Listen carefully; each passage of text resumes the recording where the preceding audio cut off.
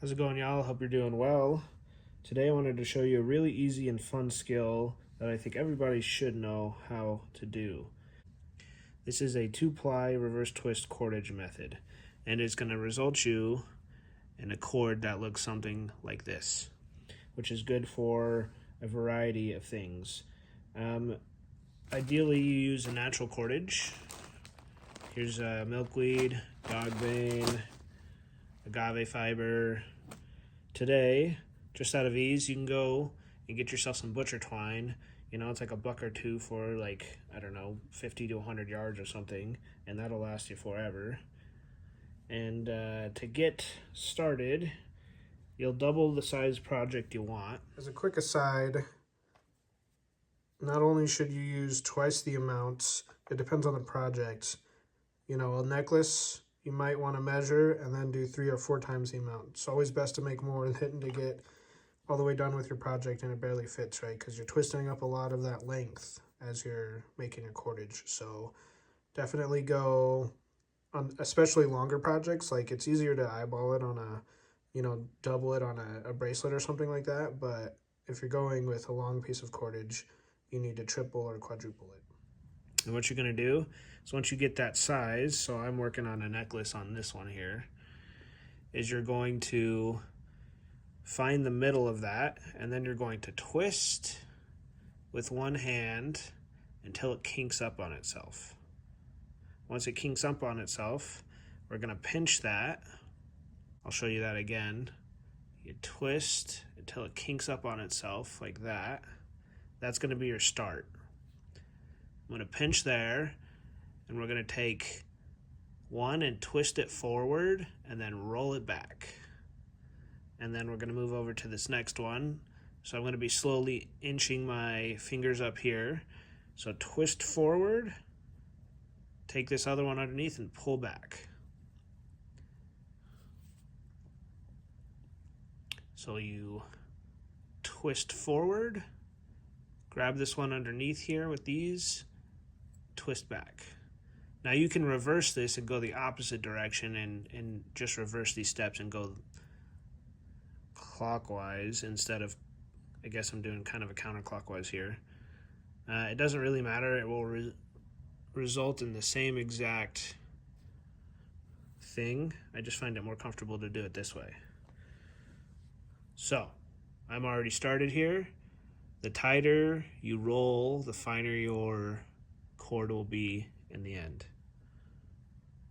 And anytime you want to stop, all you got to do is, I mean, you can see I've just left this here as is, but anytime you stop, all you have to do is, you can put like a paper clip here or any type of clip at all, clothesline clip, and you can just come back to it at any point in time. To get a really, really fine cord like this, twist, pull back, twist, pull back, and then rotate forward at the bottom there. And it just kind of really locks it in on itself there. So I do twist forward, grab, pull back, twist forward, grab underneath, and pull back, and then twist a bunch right here. And that'll kind of just lock everything in super nice and tight. Once you get done with this, you can take some beeswax or candle wax or any kind of wax you have, paraffin, and rub all up and down this, and that'll help keep things really, really nice for a long period of time. Now there's a couple other methods you can use. I'm going to show you 2 other methods now. These 2 are quicker, but they result in just slightly less fine of a weave here. So we're going to start by twisting and finding our little kink there. Now there's 2 ways you can do this. You can roll a bunch in one hand a couple of times and then pinch it back here and roll this one a few times. And then I'm going to pinch those 2 together and just roll all this forward. So you can see that it results in a bit of a looser weave there. So here's the fine one.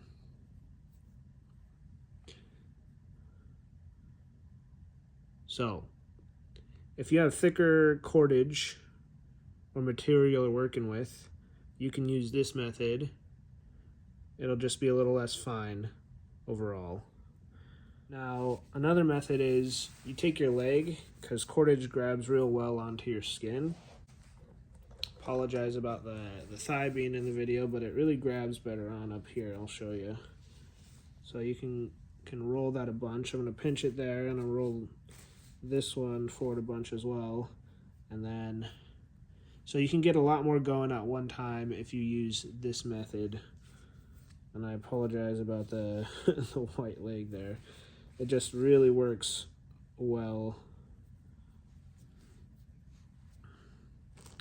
You can see that's a bit of a looser weave as well.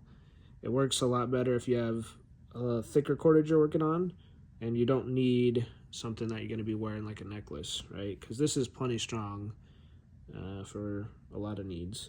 If I'm doing jewelry or necklaces or bracelets, I want as fine as I can get, which is why I'm doing the hand method still. So those are 3 methods you can use. There's another one where you can attach this end to something, and then you can spin with each hand. All right, for this method, you're going to need to attach your cordage to something. I have it simply tied onto the peg of a workout device here. You can put a pin in it and put it in any kind of piece of wood, a wall, a table. You can use a nail, whatever. I just got it started, so I have something to work with. Now, this method is super easy. All you're going to have to do on this one is roll forward, take this other one, and twist back. Roll forward, twist back. Roll forward, twist back. Roll forward, twist back. And you can see that this one goes a lot faster, and you can create more cordage quickly. It will be a bit of a looser weave in the end than the fine cordage, but it does a pretty good job, and this goes a lot quicker. If you need to make cordage in a hurry, I recommend this method. If you want to make the finest stuff possible, I recommend the hand method. So I hope that helps. If you have any questions, let me know in the comments below. As a quick aside here, you can make cordage out of a lot of things you may not think you can make cordage out of. For example, this spider plant is a common plant that you'd find in a household. And it'll have leaves that die off and look like this. And you can spin those into a pretty nice fiber and cordage. You can also cut these leaves and let them dry out. And something when working with a natural material is if you have a leaf of some sort or fiber from a plant, collect it, let it dry out, wet it, let it dry again, mostly, and then you can start working it. That'll get you really fine weave, and it'll be really strong at that point. There's something that happens to the molecular structure of a leaf in that, what we call, I believe, is the retting process. There's something that happens when you take your fiber, you let it dry, you wet it, you let it mostly dry, and then work it, and it becomes a lot stronger. And I'll show you this up close now. This is literally just taken from this plant just for fun, and I didn't even do that process, but I did make this out of these plants just hanging here. All right, as you can see, this is a pretty decent looking cordage for a natural cordage, and I haven't done much to it.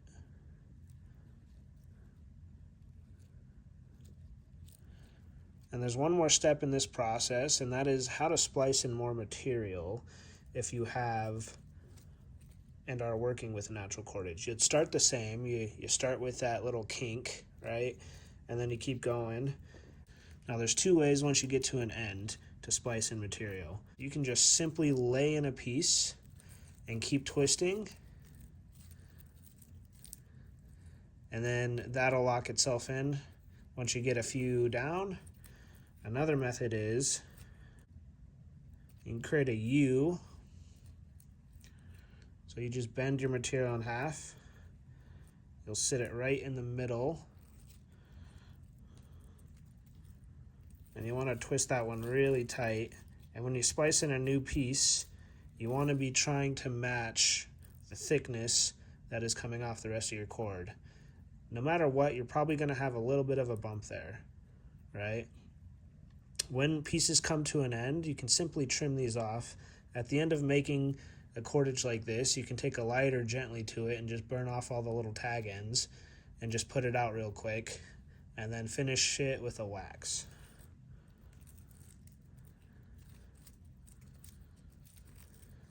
So you can see we have spliced that in, and it gets a little bit thicker, and you can play around with that and make it as nice as humanly possible.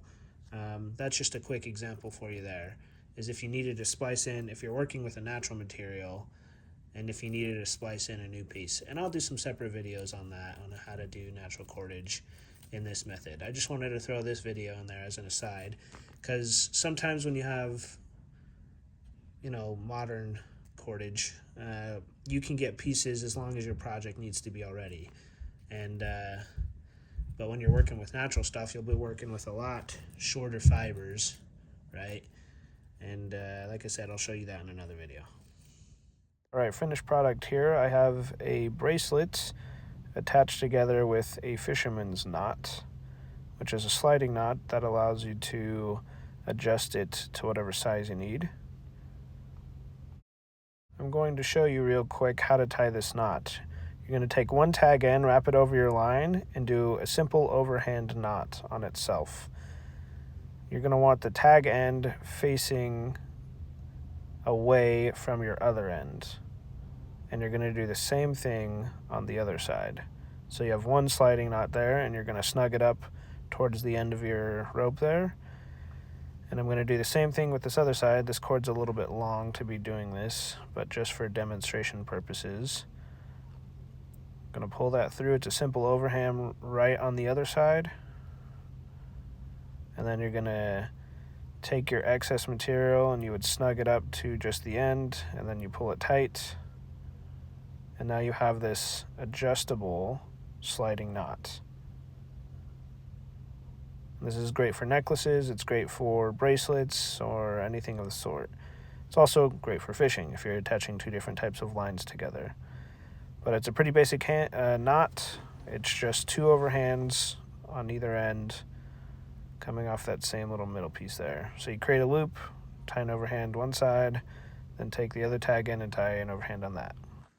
All right, we've made it to the end here. Our 2-ply is done, and we're going to wax it now. So I've kind of let this warm up a little bit in my pocket in a bag. This is just a little chunk of beeswax. All you're gonna do is run it through by pressing down. And then we're just gonna give it a little bit of a quarter turn, and then run it through again. A little bit of a quarter turn, and run it through again. And you do that a few times so you get all the way through.